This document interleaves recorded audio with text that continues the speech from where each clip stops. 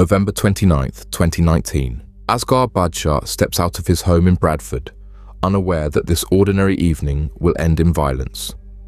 He is abducted and transported to an unused bank vault in Batley, where his own nephew, Tahir Syed, was waiting for him. Hours later, Badshah is tortured and left to die, a calculated act in the heart of West Yorkshire's criminal underworld. But this murder was just one chapter in a much larger story. Syed was not just a killer, he was the architect of a £125 million drug empire, smuggling cocaine and heroin into the UK using frozen chicken shipments. What drove a man with such power and reach to turn on his own family? And how did a sprawling criminal empire come crashing down? Tahir Syed's rise in the criminal world began in the back streets of West Yorkshire, where he started as a small-scale street dealer. Early on, he kept a low profile, but it was his sharp eye for logistics and organisation that set him apart from others in the drug trade. While most dealers moved small quantities and relied on word-of-mouth networks, Syed approached drug trafficking as a business, one he would refine and scale with methodical precision over the years. By the middle 2010s, Syed had moved beyond the local scene. He established direct connections with suppliers in the Netherlands, a major hub for European drug distribution. What followed was a calculated expansion. Syed orchestrated regular imports of cocaine and heroin into the UK, using a method that was as simple as it was effective. He arranged for up to 200 kilograms of drugs at a time to be packed inside sealed boxes of frozen chicken. These consignments, shipped from the Netherlands, arrived at a warehouse in Bradford. The use of frozen chicken as a cover was deliberate.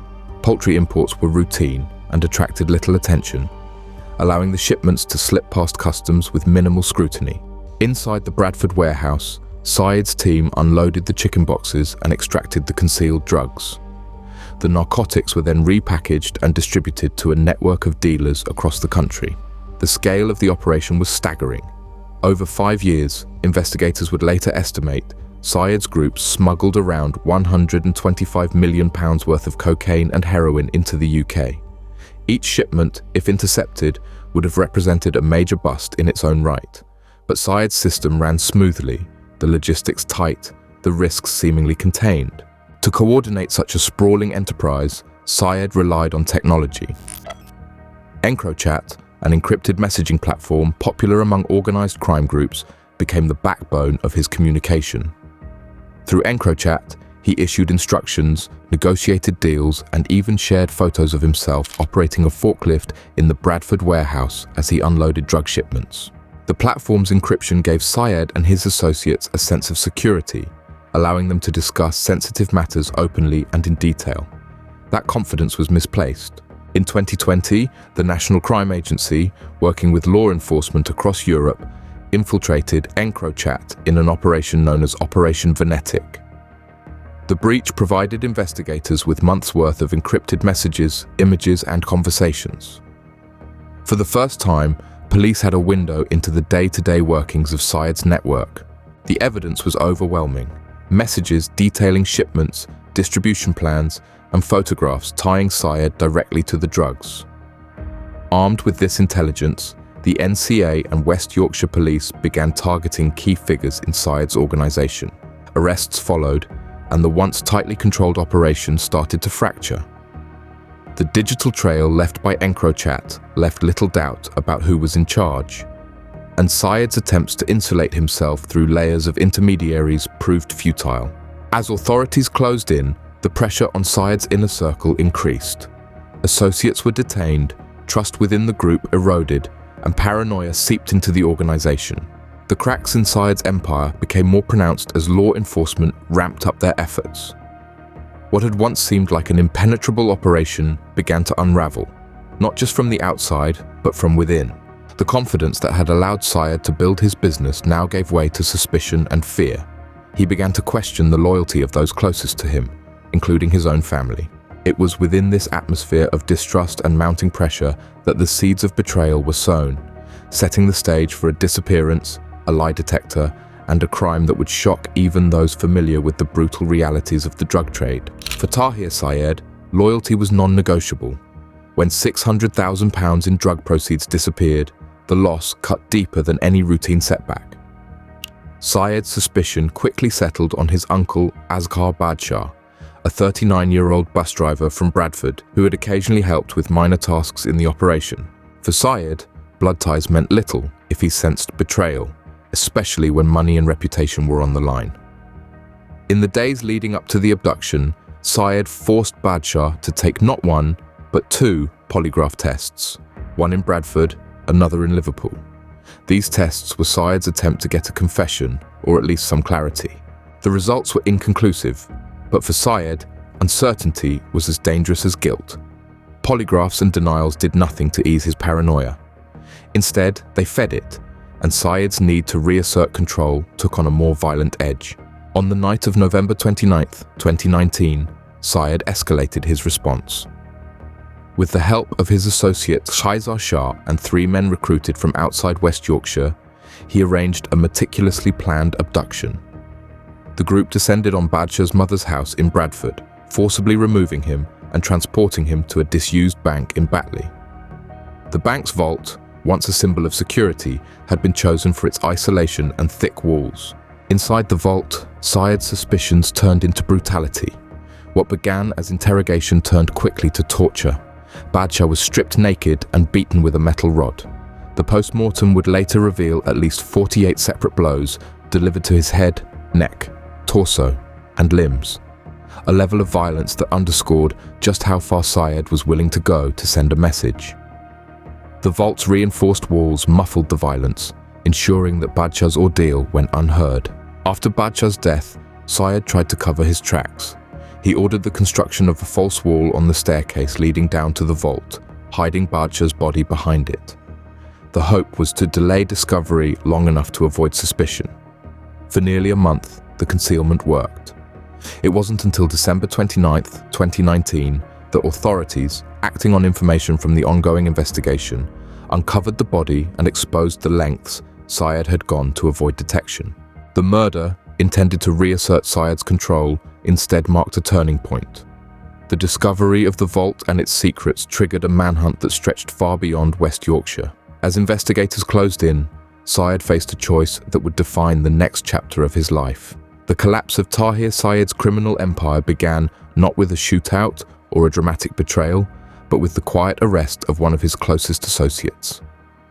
On September 17, 2019, Yusuf Kara was observed in Bradford and taken into custody with heroin and large sums of cash. Investigators soon discovered that Kara's EncroChat phones held direct evidence of Syed's leadership and involvement in the drug operation. 2 days after Kara's arrest, Syed acted quickly. He traded his Mercedes GLE and Nissan GTR for 2 high-value watches, one valued at £63,000, the other at £40,000. These were not just symbols of his former wealth, they were assets he could carry as he prepared to disappear. Syed's escape route was calculated and deliberate. He left the UK and moved through the Netherlands, then Albania, before reaching Turkey using a false North Macedonian passport.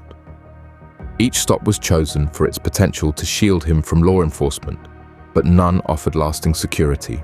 Even as he moved between countries, Syed continued to manage his drug trafficking network from abroad, arranging for shipments of cocaine and heroin to enter the UK. The infrastructure he'd built over years, contacts, couriers, encrypted communications, remained in motion, but the pressure from authorities was growing. Back in the UK, the investigation intensified. The National Crime Agency, NCA, West Yorkshire Police, the Crown Prosecution Service, and law enforcement agencies in several countries coordinated their efforts, sharing intelligence and tracking Syed's movements.